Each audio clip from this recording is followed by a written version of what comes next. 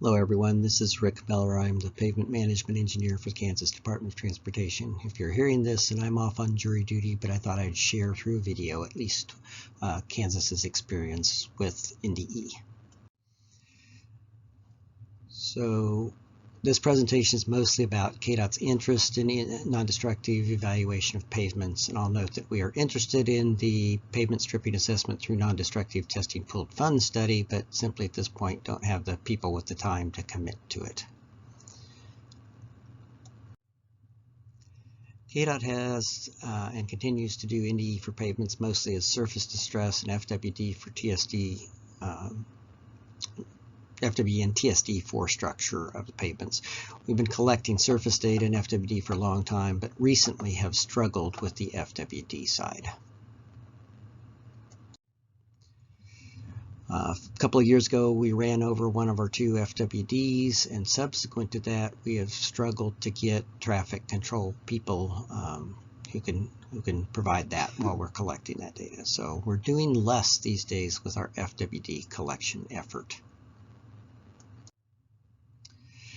We've been fairly involved with TSD though, both purchasing services and getting data and expertise through the pooled fund study. So far we have collected about 1,700 miles of TSD. I-70, we paid for that piece first, and I'll come back to it in a minute. We also did some non-interstate type routes with lots of curves and things. We want to see how TSD performed on that. Through the pooled fund study in 2018, we had a route out here in the southwestern part of the state that involved our pavement designers and some of the long-range planning types that we're looking at options from that. Same sort of thing with this K99 169 US 400 corridor over here in the east part of the state. And then most recently, we're about to receive the data for this little route out here in the northwest part. And one of the things that's unique about that northwest part is that we'll get the 3D GPR data as well. So we'll get to learn about that a little bit. So why do we care about pavement deflection? And the I-70 collection of TSD was really our first effort along those lines. And it was done because I-70 in western Kansas at one time was listed by Reader's Digest as undrivable because it had such severe transverse cracking.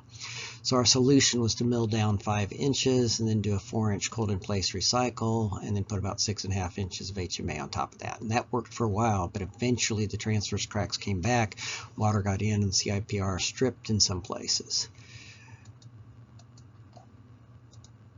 So these are cores from that I-70 from one of the counties out there. And obviously there are problems with some of these cores where that layer stripped and then even some of the material on top of it has gone away, or just the layer is stripped, or it's stripping. Okay, so you can definitely see that there are issues there. And we've known this for a long time. FWD data was being used kind of to monitor it. Back in the 2000s and 2008, we brought the rolling wheel deflectometer in and ran that across these sections just to see if we could determine if there were places we didn't know about from the FWD data that were stripping. We then, in 2018, as I said, brought in the TSD, and what we were looking for at that point was to see, again, has it spread any? Is it still providing the support that we need to carry the loads that are out there and so forth? Okay, so the FWD, RWD, and TSD have been used to monitor the changes in these pavements over time. And the good news is that none of these pavements have collapsed. The bad news is we still see quite a few locations with this kind of stripping down underneath.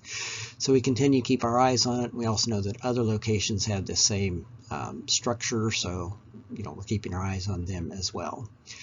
And finally, what the NDE data has provided for us is it's the ability to think about, as we're doing resurfacing kinds of things, do we have the structures that we can do milling? Do we need to add what little bit of structure we can add through those kinds of processes and so forth?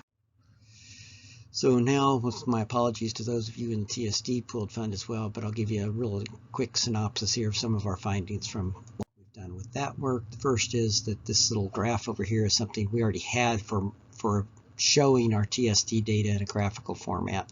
So the red line is the D0 deflections, so how far did it deflect? As you go across the x-axis here, you're just moving down the road, so this might be milepost 0 and this milepost 15 or something.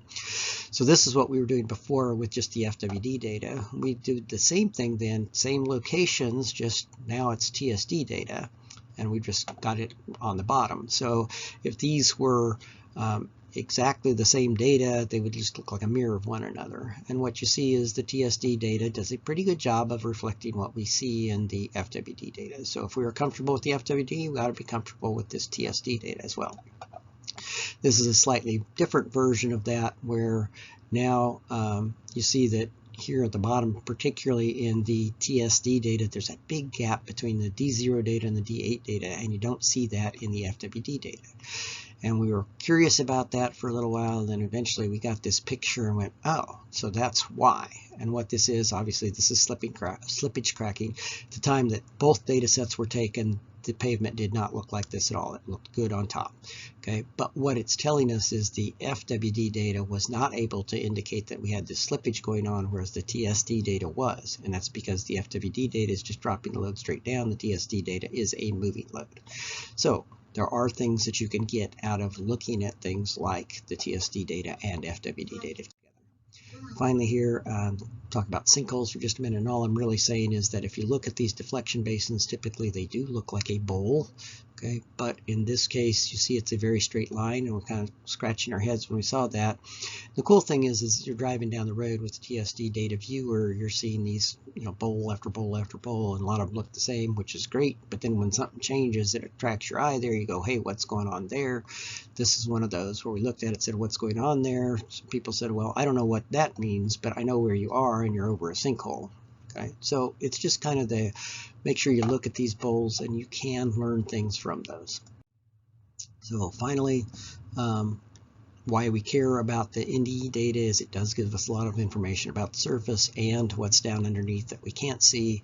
And it is being used by folks beyond just the pavement management folks now to think about project scopes. Do we need structure? Can we do the kinds of actions that we want to do at this location? So with that, I'll stop. Thank you very much. And my email is there in case anybody wants to get a hold of me that way. Thanks. Bye.